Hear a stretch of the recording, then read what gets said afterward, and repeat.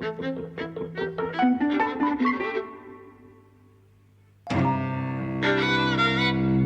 and welcome to Eavesdropping at the Movies. I'm Mike. And I'm Jose. And today we're talking about Black Widow. Yes, the much anticipated Black Widow. The triumphant return of Marvel to cinemas is a film that fills in plot holes after Civil War. Oh, is it? Well, yeah, I mean, it's set after the Sokovia Accords, right? So that's when, after Age of Ultron, oh god, I'm already sounding like a nerd, but after Age of Ultron, that's when they blew up the thing in the sky and caused a lot of death. Right. The Sokovia Accords were about reining in the Avengers, saying we're going to have a legal framework. And Civil War was about some of the Avengers thought that was a good idea, others didn't. And it never occurred to me that there was more story to be told in the middle, but apparently, Scarlett Johansson, Black Widow, went off after that, and you were left with questions as to what she got up to. Well, this film explains what she got up to. And what it is a family reunion with the family she was placed with, the family that was built out of undercover Russian Soviet agents. David Harbour's the dad, Rachel Weisz is the mum, Florence Pugh is the sister, and Scarlett Johansson is Black Widow. And they were an undercover Soviet family in the US. And what you see at the start of the film is them escaping, having completed their mission, and being sent to Soviet Russia. It's a real melodrama that doesn't trust melodrama. Ah. Yeah, so it has all of these elements of melodrama, right? Children abandoned, children abused, children manipulated, the unfairness of life if you're poor or genetically gifted. But it never, ever, ever attempts to move one to tears at the injustice of it all. Right, so it has that same kind of offhand comic vein that you see in all the Marvel films. And I thought it was a pity, because I thought the film is so interesting. It's a very feminist film, obviously. And it's also about the family, right? And what is a family. Absolutely. And having two families and so on. And yet, it could have been very moving and gripping to an audience had the film chosen to go that way. But it's almost like it's scared to. It has so many elements that are already not usual in Marvel films that it kind of backtracks a little bit. What elements do you see as not being usual to Marvel films? Well, all of the feminist stuff, all the focusing on women. I mean, everything is focused on women. I thought initially that they wouldn't even have a male love interest, except then, of course, the David Harbour character, Captain Crimson, or whatever his name is. The Red Guardian. He's not a love interest. He's her sort of surrogate dad. Well, no, but it's a love interest for Rachel Weisz. Sure. Okay. I mean, towards the end it is, right? They were pretending to be a family, but then they sort of say, actually, there was more to it than just pretending. Yeah. So, but they're obviously into each other. Yeah. So, the film is very much about sisterhood. They're at the focus of it. I even think the film would have been better had it finished on that final embrace with the sisters, right? And not gone on to explain so much afterwards. Well, that's one of the things that a plot-heavy series does, is it keeps trying to fill in everything, tie things up, add more things in. So, I do know what you mean. I didn't mind that so much, though. Well, I suppose I didn't mind it. I just thought it was a missed opportunity. It would have been a little bit more fitting. Yeah, and more kind of poetic and powerful, right? You dissipate that when you begin to add this, and then there's this, and then there's this, and actually none of it is really quite satisfying. You're just adding more and more plot, The feminism thing that you say, that's something that Marvel hasn't kind of started doing before. That's been a recent development, right? The kind of common criticism of Marvel for a long time, and one that this film addresses, is that all of these characters have had their individual stories told, and some of them in 2 or 3 films, and Black Widow, as a main Avenger, never did. And now she gets her own film after she's dead in the main story. Yes. This is going back and filling in who she was and what she had, what things she got up to. I think to me, it's also a bit late for the Black Widow. I mean, so Marvel was very cowardly. I mean, they could have done this 10 years ago, and if they had done it 10 years ago, it might have been a little bit different. Right, but instead we had Miss Marvel or Captain Marvel, and we had Wonder Woman 2 films, and and they all were incredibly popular. And also, what is that group one? Guardians of the Galaxy. Guardians of the Galaxy. but also the one with the Joker and Suicide Squad. Suicide Squad, which featured Harley Quinn. Yeah. Right? But it's important to point out that DC, with Wonder Woman and Suicide Squad, they're different. They're a different series. They're different. I know. But what I'm saying is, it really is Marvel that reignited the popularity of the superhero genre. Absolutely. Right? So they actually could have done one focused around the women, 10 years ago at least. Yeah. And so this has been a long time coming. I'm really shocked that there were still arguments about it. Yeah, that there wasn't a given that somebody like Black Widow would get her own film until quite recently. So I think in a way they behaved kind of shamefully.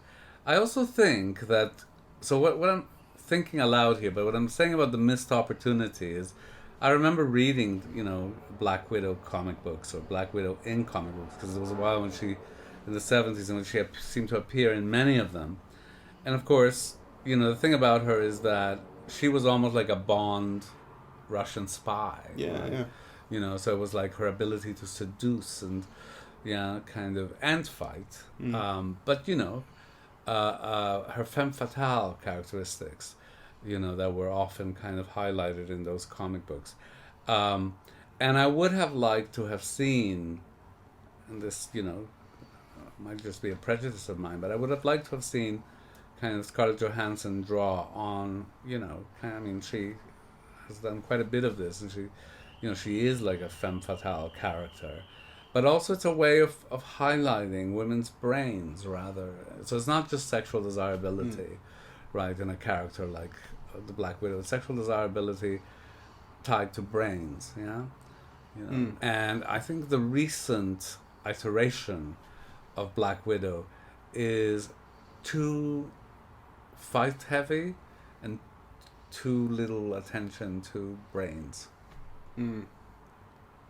Yeah, maybe the case. I mean, I always just kind of thought that the way that she's been utilised in the Marvel Cinematic Universe has been second to everybody else. And actually, the film even makes reference to that when Florence Pugh she said something like, I was hoping to get one of the main Avengers in after you. She's like, what do you mean one of the main Avengers?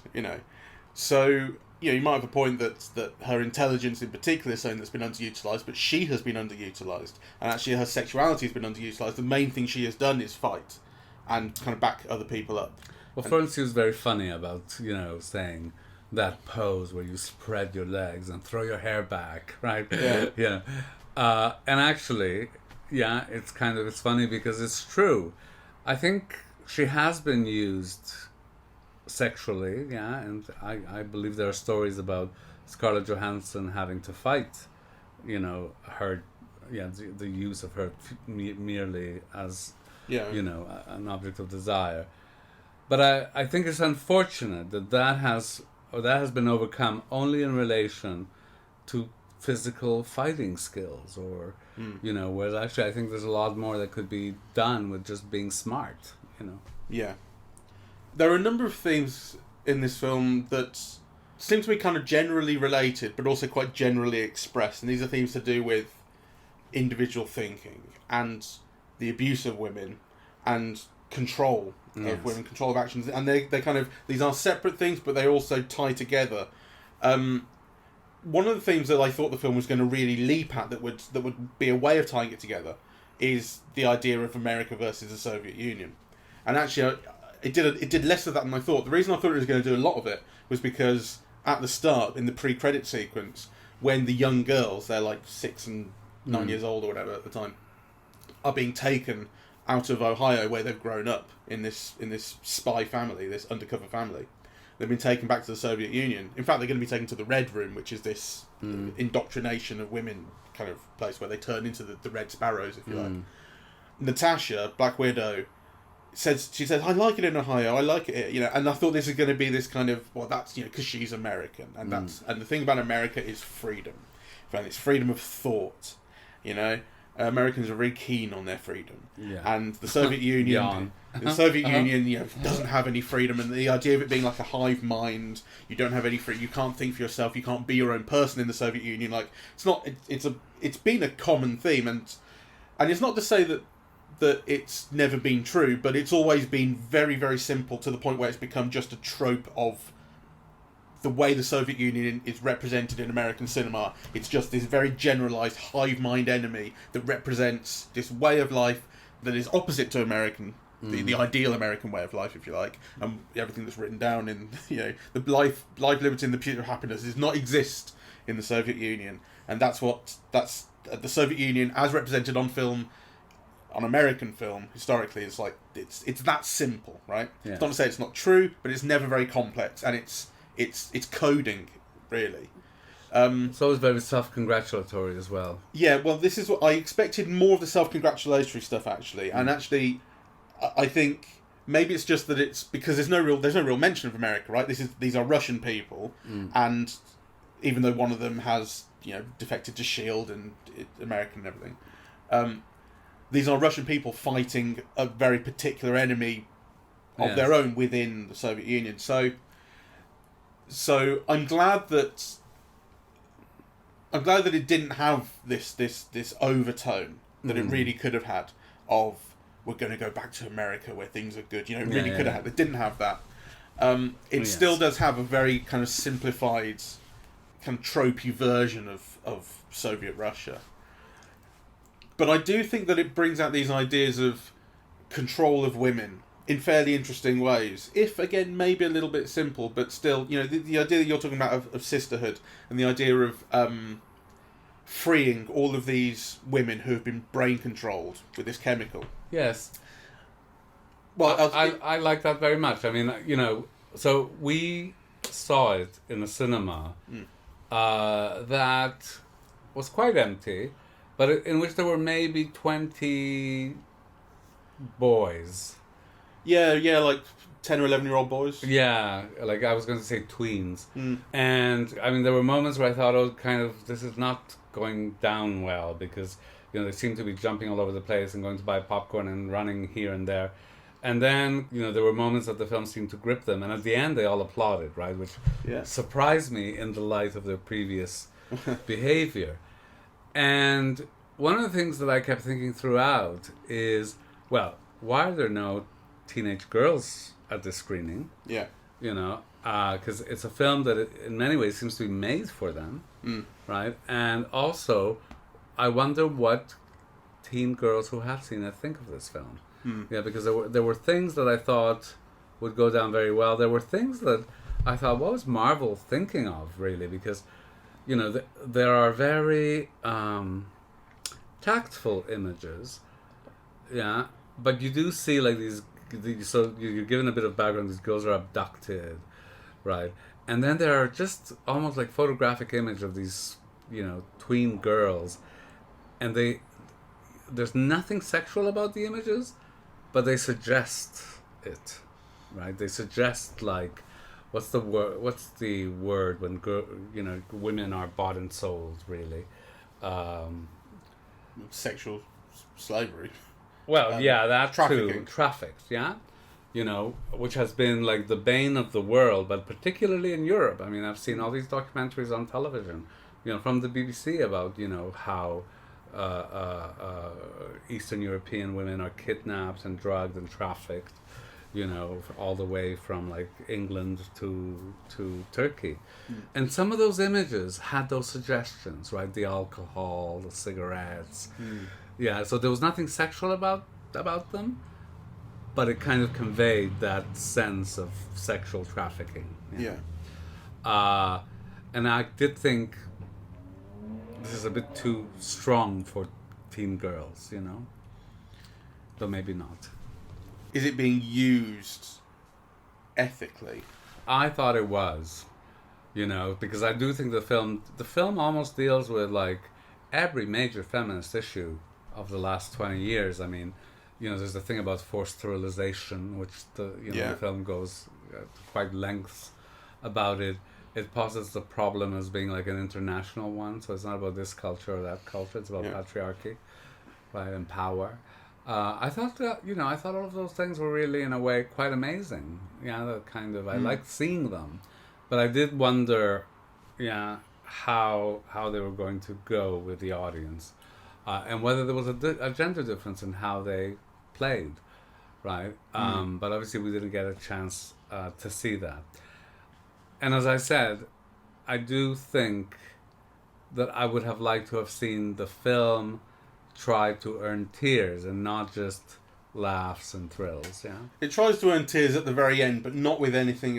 What it tries to earn tears with is reunion of the family and the realization that I do have a family and that I love these people and so on. And I don't actually mind that as a resolution to the story of these four people, but it's overly soppy. It didn't work well. It wasn't well done. Exactly. Like the concept is fair. I think the core concept of this bizarro family reunion is a really strong one. Well, and it mostly works. It gets soppy at the end. That's where it falls apart for me. Well, I'm contradicting myself because on the one hand I'm saying the film should have gone further with that, and on the other hand I'm saying what it does do with that doesn't work very well.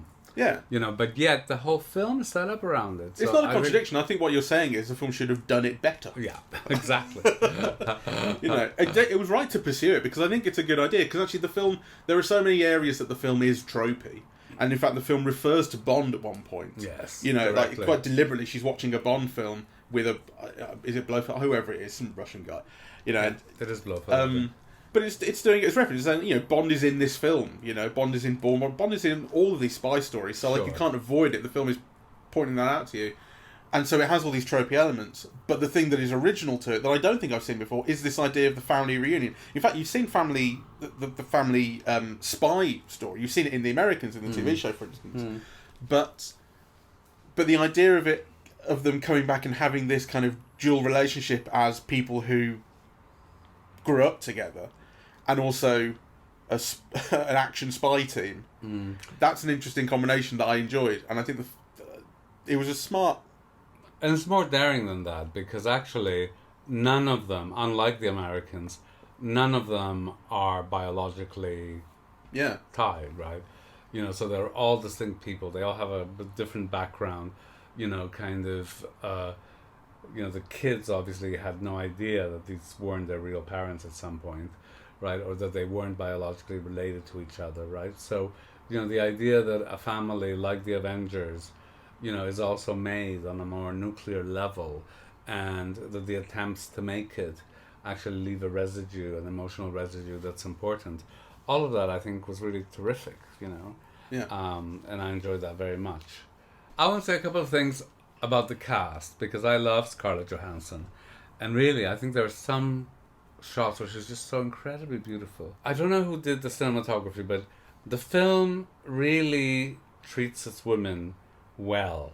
So I think all of them come across as incredibly beautiful visually, the faces, though I think Rachel Weisz is betrayed a few times, and it's not just because she's older, right? Because actually, I love her, and I think there are some scenes where she's just incredibly beautiful, and then there are scenes where she's together with Scarlett Johansson, so she's filmed at an angle, and then you think, you can find a way of making them both look good, right? The film is both careful about how it films them, so there are moments where they all seem incredibly beautiful and sexy. And also, it's not consistently careful, right? And that applies to all of them as well. So, for example, Florence Pugh has an oddly shaped face, right? So from some angles, she's incredibly beautiful. From other angles, she looks pudgy, right? And underdeveloped, right? Scarlett Johansson, the same thing. I mean, she's obviously beautiful and she's got this incredible body, but actually the film has chosen some angles where they make her seem short and squat. Right, and she is like a kind of, an action figure. There are different ways, to have filmed her that don't do this to these stars, really. I don't think Florence Pugh's got an oddly shaped face. She's not the Elephant Man. I'm not saying, I'm saying that she's very beautiful in some sequences, but she does have an oddly shaped face. She's not somebody who can be photographed from any angle, and look equally beautiful. No. She doesn't, right? And you can see it in the film. I mean, kind of. It didn't occur to me. I'll put it that way. It never occurred to me that. I thought she looked consistently great the way she was shot. All right. Okay. Well, I didn't. I thought, that she looked incredibly beautiful in some sequences, and then kind of, there wasn't enough care in others.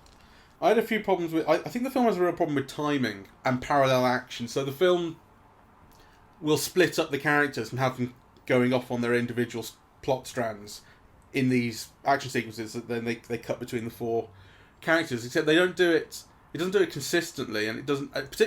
David Harbour, in particular, has these two kind of parts in action scenes where he's just kind of forgotten about. So they go and rescue him from prison, from this gulag, and the whole start of that sequence is about him escaping, and he's being led out by the girls in the helicopter who've got an earpiece with him.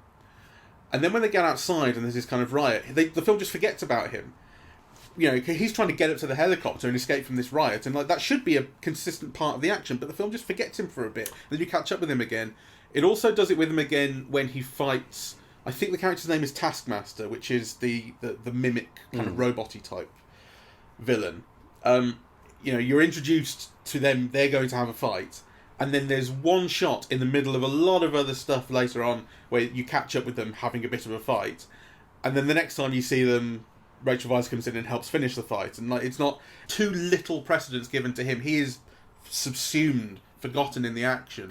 I think he's forgotten throughout the film. I mean, he's almost like a one-joke character, basically. Yeah, so his joke is that he's reliving past memories. He used to be the Soviets' equivalent to Captain America, the Red Guardian, and he wishes he still was that, but he's too fat and old, and it was never really all that true.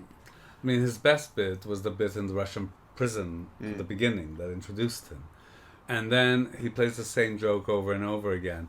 And it kind of doesn't work, or it doesn't sustain itself, right? Like, you know, I suppose it's the film's way of giving women precedence and priority, you know, but I think it could have done that and made the character more interesting. It could have made him evil still, right? Or an antagonist in this, and just made it all the more interesting. There was no reason why, you know, that didn't happen, really. The other thing that didn't work with him is because he's not just the one joke. He's mostly that one joke. But the other thing is his part in the relationship between him and his surrogate family.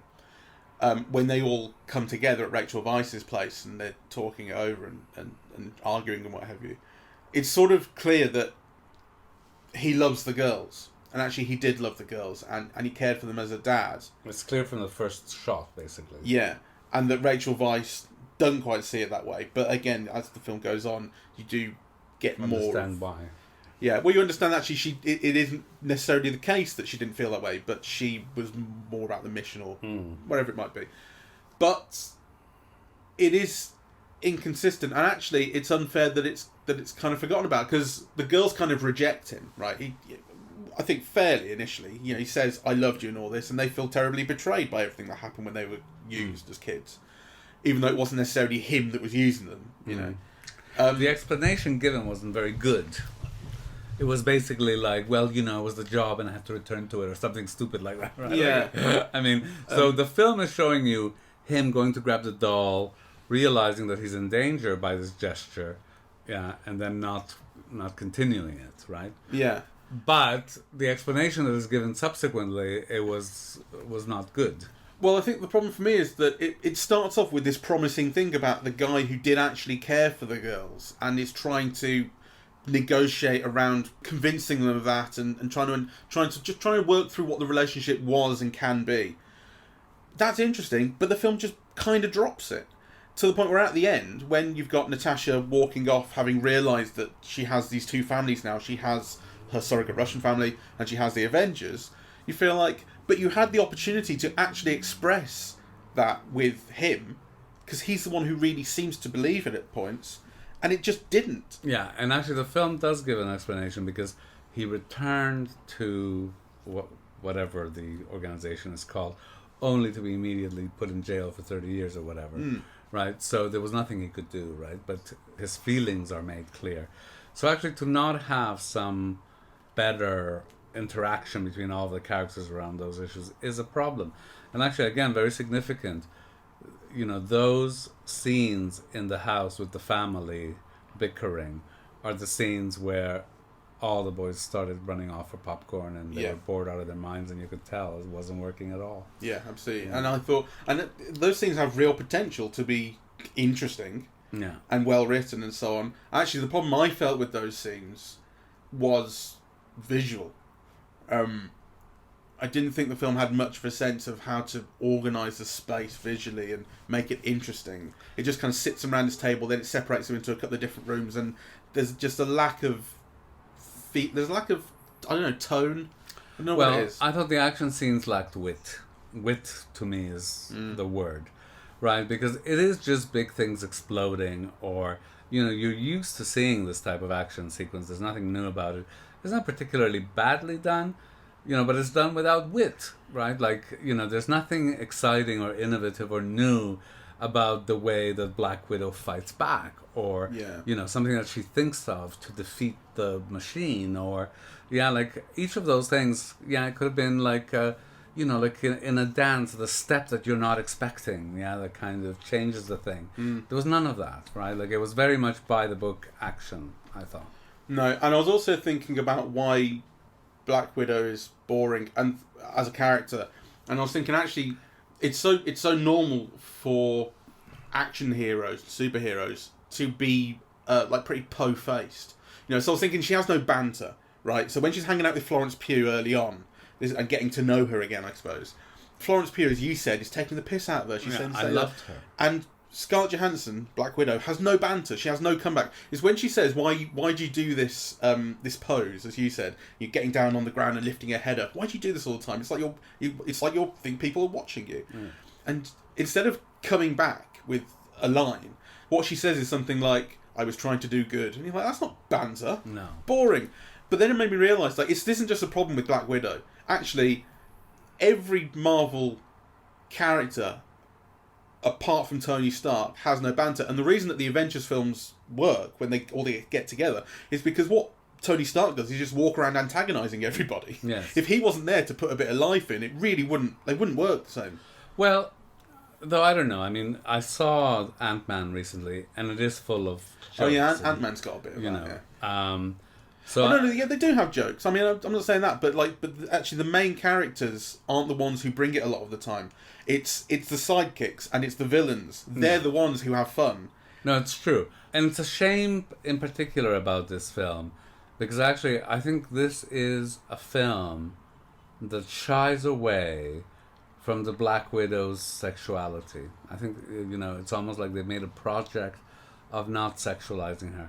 Whereas, you know, in the comic book, the thing that made the Black Widow such a fantastic character is that she had it all, right? She used every aspect of who she was, right? And, you know, that included, like, you know, seduction and her smarts and her looks and her skills. And, this is all about fighting, right? And so it's reducing this great character to just one aspect of what she can do, which is the fighting. Well, there is also this thing, but I think this is badly done, of... so Ray Winston's the big baddie who controls all these women and runs this project, this Red Room. And they get into his sort of computer system by putting on masks like Mission Impossible, pretending... So this is the thing. It's this thing about severing the nerve. This is the line that was playing on my mind. You realise that when Scarlett Johansson looks like she's been captured by Ray Winston, actually she meant to be there, and there's this thing about she can't attack him. He feels very safe around her because he has this pheromone that he puts on himself, and she is conditioned to not attack him when she smells it. And that applies to all of the Black Widows. Yeah. But then you see, as you cut back at one point in this kind of revelation, to Rachel Weisz and Scarlett Johansson planning the whole attack.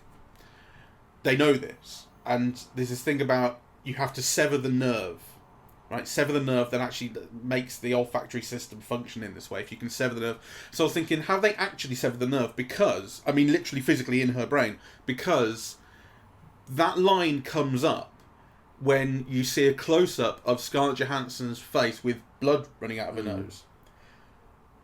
So is that because they've actually done some surgery on her? Or is it because she's been beating in the face by Ray Winston just now? We find out the answer. Well, I'm not sure that we do. I think we do.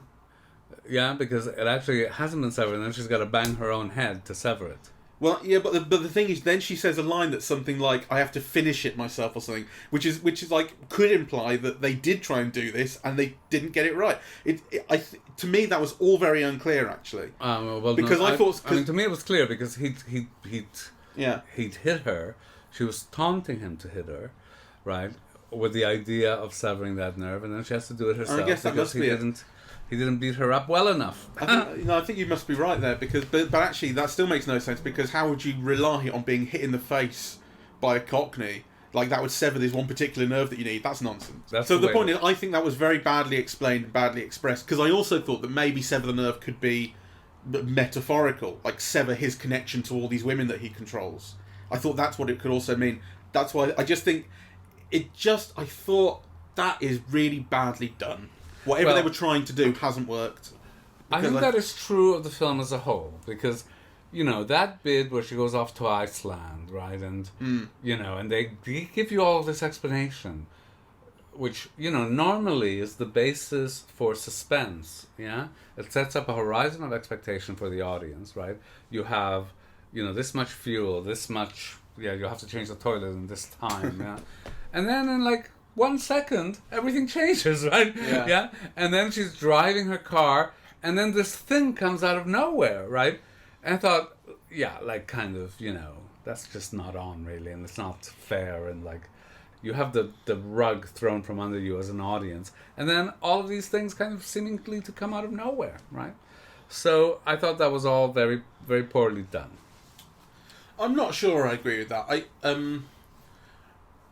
I mean, what you're saying about, or at least what I think you're saying about the film kind of setting up what is a more grounded spy story, like in the vein of the Bourne films, for instance, travelling across Europe, having multiple identities, you know, trying to get by the skin of your teeth in safe houses.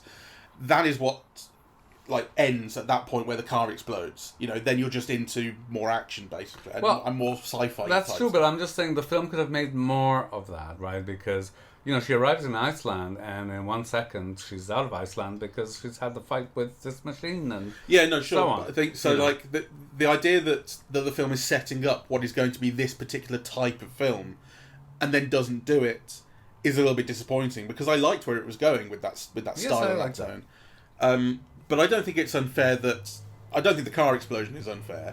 Well, I think what's unfair is that she's driving through that bridge, and then this thing appears out of nowhere and blows her out of the... But that's the point, it comes out of nowhere. It comes out of nowhere for her too. I don't find that unfair. Well, it's thrust upon her. She thought she was safe, and then this thing, a thing that you haven't seen, or maybe we'd seen it, but she certainly hasn't, which is this Taskmaster character. A new thing emerges. What am I going to do about this? Well, no, okay, you've convinced me, because it's true. It comes out of nowhere, and it comes out of nowhere for her. So, okay, fair enough. You know, we're making so many criticisms, and I'm trying to think, well, you know, kind of, I didn't have a bad time at it, so what are the good things about it? But I must say, I'm also having problems coming up with good things. I agree with that as well. You know. And I also wonder if it's something about Marvel in general, because at least for me, whenever a Mission Impossible film appears on television, I stop and watch it. Yeah. You know, whenever a Marvel film appears on television, I don't. You know, and usually it's the kind of thing I love. I love superhero films, and I love Marvel. You know, like I grew up with the comic books. I love it, and yet there's something. And I found the films often quite satisfying. Yeah, kind of. You know, there are very few of the films that... Well, actually, I don't think there's any film that I've said, ugh, it was terrible. You know, there were some that I liked more, some that I liked less. But I've liked them all. And yet there's something telling that I'm not willing to rewatch them, even if in sections, yeah? I know what you mean. I have rewatched them all, because I did do... it was a while ago. I think it may have been before the last... it might have been before Endgame. I watched them all in a big row, because I also hadn't seen the Thor films. And it was entertaining, and there were lots of bits that I liked and remembered and stuff, but there's very little that's truly grabbing. And it's funny that you mentioned Mission Impossible, because Mission Impossible 5 was on telly the other day, and I very rarely watch live TV. Basically, if I watch live TV, it's Sport or Taskmaster, which it happens to be the name of a great TV show that I watch that isn't the villain in this. I normally don't just have the telly on. You know, I'm watching something deliberately I've put on Netflix or a movie or what have you. And I just went on to Channel 4, and it was like half an hour into Mission Impossible 5. and I didn't expect to stick around, but I totally did. Yes. And it was a really great feeling as well, actually. Yes. Even though you also have to sit through the adverts because it's on commercial TV, you don't mind doing it. Yes, it grips you. I couldn't do that. I wouldn't have thought I would ever do that with a Marvel film. Well, it's very interesting the films that do and the films that don't. Yeah. You know, I mean, there was a period when Mr. and Mrs. Smith was showing all the time. Yeah. And every time I was showing, I'd watch a few minutes of it because actually I thought it was so clever and the action was so well done. Yeah. And the stars were so magnetic. Brad Pitt and Angelina, really. You know, they were so beautiful to look at. So it always stopped me. Yeah. And actually, again, it's one of those films that I'd enjoyed in the cinema, but I hadn't thought too much of. Mm. You know, but but why do certain films kind of grab you like that and others don't? And the surprise is that a film that is meant to be a non-stop grab, like any of the Avengers films, doesn't really do it to me. Yeah, they actually do end up being kind of just your latest instalment of plot development. Yeah. And it seems hugely diminished on television as well. Mm. Yeah, I agree. Did you ever watch the Agents of S.H.I.E.L.D. TV show? I tried, yes. I did watch quite a lot of it, actually. Did yes. you? Was it alright then? I never watched it. It's completely forgettable. I mean, you know, though I noticed that one of the stars of that has reappeared in Captain America and the Winter Soldier. The blonde woman, Van something or other. Oh, I don't know. But this is the thing, there's nothing... I wonder if we're looking at the decline of Marvel now. Well, this is the thing, I started off by saying, you know, their triumphant return to the cinema is a film that fills in backstory, as opposed to a continuation of the story, as opposed to, you know, jumping in and getting a head start and moving forward. That's not what this film does at all. And it may not be deliberate, you know, it's just an issue of timing, really. This is the latest film they had to come out. So I don't know, like, the thing is, it hasn't... I still had a good time, as you said, even though I'm trying to... It's hard to actually work out what in particular was really contributed to that good time, and it hasn't dampened my interest in seeing more of the Marvel films as they continue to come out, though I haven't found any interest in watching the TV shows. Though another interesting point, you know, because I'm trying to be measured here and not just knee-jerk, but I laughed more at, what was it called, The Bodyguard, the Hitman's Wife's Bodyguard. The Hitman's Wife's Bodyguard. I had a better time at that than I did at this. Even though, you know, this is the more expensive film, the one that seems more carefully thought through, the more politically, the one, you know, who is more in tune with my politics, you know, has more progressive politics and so on and so forth. But actually, I had a much better time at that, you know, with Salma and, you know. But I think, you know, the idea of it being more in tune with your politics, I'm not sure that The Hitman's Wife's Bodyguard isn't really. But the thing is, it's possible to be edgy or snarky or sarcastic and still have the right politics. The thing that Marvel is doing is being very po-faced about it. Yeah, and quite tokenistic actually as well. Yeah. So you're thinking about sisterhood because they have all these other girls who have been brainwashed who they managed to free. And when they show up at the end, they come back for them. The one who is given to introduce or speak for the group is a black woman. And and it does feel like it feels tokenistic, right? Sure. No other character in the film is black. Okay, the family can't be because they always had to be white because that's what made them a family. Yeah, it makes sense.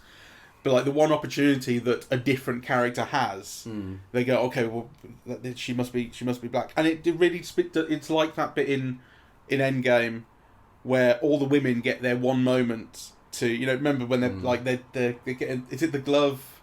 Whatever fucking MacGuffin it was, they're running off with it, and it gets passed between all the female characters, and they get that shot where they all get to stand together, and you're like, oh, women are in this film too. They get a moment. There's quite a lot of that going on with Marvel and Disney, and a lot of it is ultimately welcome, but just badly executed with not a lot of intelligence or wit or creativity. No, I think that's right.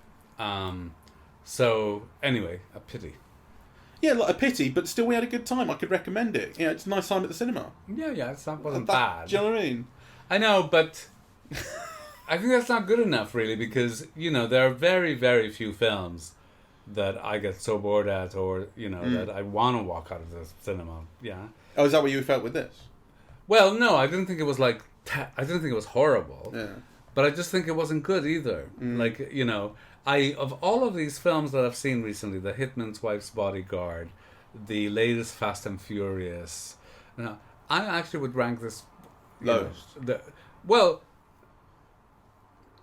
it's the one that I had the least good time at. Okay. Right? So in many ways, I think it's actually better than The Hitman's Wife's Bodyguard, right? Like, you know. But the other film felt freer, looser, you know. Freer is a good word. Like, I mean, ultimately, that's something that Disney does not have to it, is freedom. You know, which maybe brings us full circle to the whole question of what Americans love. It's something that Disney doesn't have. There is something regimented and controlled, and we have to. Everything seems like it's been done on a whiteboard to fit these demographics and these quadrants. And I think so, and the film really has that feeling. Yeah, I think so.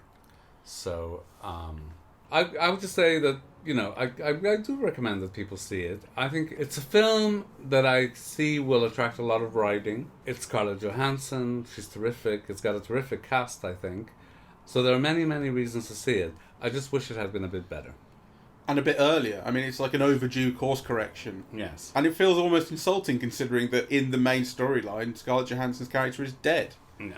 You know? Cold comfort, really. But there you go. Well, thank you very much for listening. We are Eavesdropping at the Movies, and we are on Apple Podcasts, Google Podcasts, Spotify, SoundCloud, and YouTube.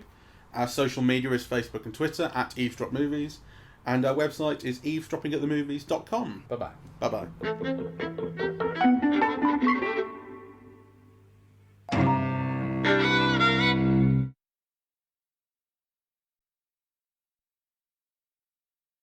What else did I have written down? I think that we mostly covered what I thought.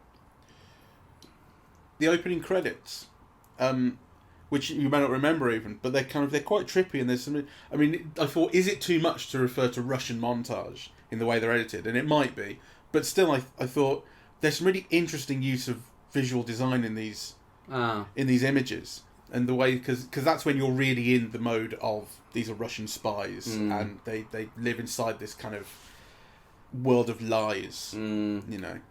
Well, it does a good job of conveying that tone early on. Yeah, I must say I didn't pay attention to that because, you know, the immediate thing after that was that reference to Bond, you know, and then I thought, okay, so this is the kind of world that the film wants to take us to, you know, which again didn't quite work, you know, because so you have. I think it was Blofeld, but you know you have this famous Bond villain with these two girls in a bikini, yeah, and so then the film takes off in that direction to a certain point, but it's the opposite of that direction in another way, right? Yeah. So even from the beginning, it's kind of confused. Well, the thing is, as I said to you, it's like I pointed out in the podcast that it's pointing out Bond as a point of reference, but I said to you in the cinema. It's like this thing of when films go, oh, that's not realistic. Yes. That's Bond. This is realistic. And of course, this is stupid too. Yeah, exactly. Yeah. You have Natasha Romanoff sitting there going, oh, Bond. Yeah. And it's like, but you live in Marvel.